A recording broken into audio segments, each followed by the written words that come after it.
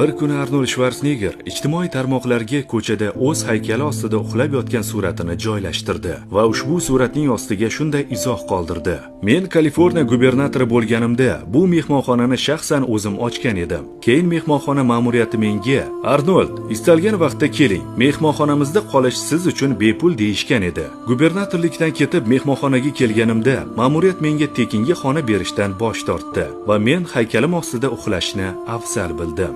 Hozir bir haqiqatni aytaman. Muhim lavozimda bo'lganimda meni doim maqtashardi. Bu lavozimdan ketganimda esa meni unutib, va'dalarni bajarmasdilar. Mansabingizga, pulingizga yoki kuchingizga ishonmang. Hech narsa abadiy emas. Shuning uchun yaqinlaringizni qadrlang. Ular bilan birga ko'proq vaqt o'tkazing, degan edi Arnold Shvarsenegger. Mansabingiz oshganda, pulingiz ko'payganda soxta do'stlaringiz ham ko'payib qoladi. Aksincha bo'lsa, sizni g'ajib tashlashga tayyor turishadi. Siz ham shu fikrga qo'shilsangiz, kommentariyada plyus belgisini qoldiring va bizga obuna bo'lishni unutmang.